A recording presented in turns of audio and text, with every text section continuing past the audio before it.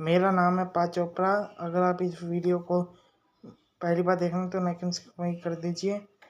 और मेरी एक पार्टनर है जो आपको एक स्टोरी सुनाएगी। एक धनवान व्यक्ति था। उसके पास खूब बहुत बड़ा गोदाम था अनाज का। तो जब अनाज वो गरीबों में भी बांटता था। जब अनाज खूब सड़ गल जाता था तो वो गरीबों में बांट देता था। तो जो भी खाता वो बीमार पड़ जाता था। तो उसका बेटा देखता रहता था। उसका बेटा तो चुप रहता था, लेकिन जब उस बेटे की शादी हुई, उसके बेटे की, तो उसकी बहू आई। तो वो तो उसका कार्य था कि गरीबों में बांटना सड़ा गंदा अनाज। तो जब देखा उसकी बहू ने कि तो गंदे से गंदा अनाज अपने गरीबों में बांट रहे हैं पापा जी। तो लेकिन उसने कहा चलो ठीक है, कोई बात नहीं, मैं वही अनाज उठा के मैं पिसवा के ना खिलाती हूँ इनको भोजन।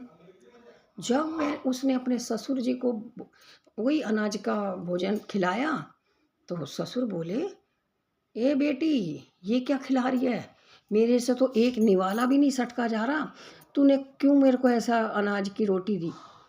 तो कहती है, पापा जी, मैं अभी से ही आदत डाल रही हूँ, क्योंकि तुम जो भी कोई खाता है वो भी तो आप जैसा ही अंश है।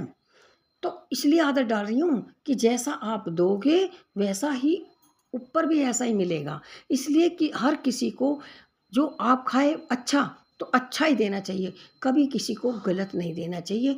तो फिर क्या फ़ायदा उससे भगवान की चोट खाएं। तो इसलिए कभी भी किसी के साथ गलत नहीं करना चाहिए। ऐसे ही एक बुढ़िया थी, वो कहती थी, भगवान जी मेरे पोता हो जाए, पोता हो जाए तो मैं 20 किलो पक्के फल चढ़ाऊँगी। तो जब तक नहीं होता मैं जब तक रोज़ चढ़ाऊँगी एक एक फल। तो वो बुढ़िया प्रतिदिन गंदे से गंदा फल चढ़ा के आती थी। जब चढ़ा के आती थी तो फिर उसके जब हुआ उसके पोता तो खुश हो गई कि भगवान जी मेरे पोता हुआ, मैंने इतने किलो का वो फल बोला था।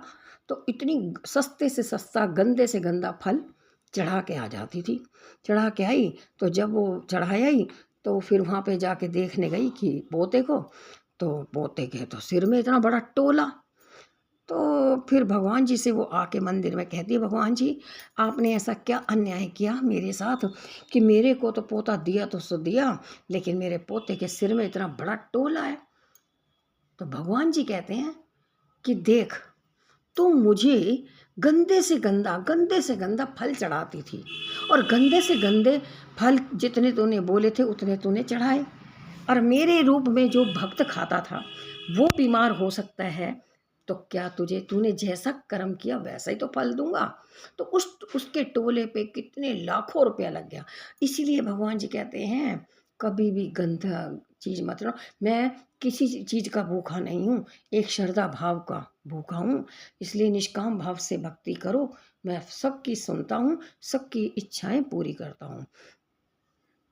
धन्यवाद। Thank you watching.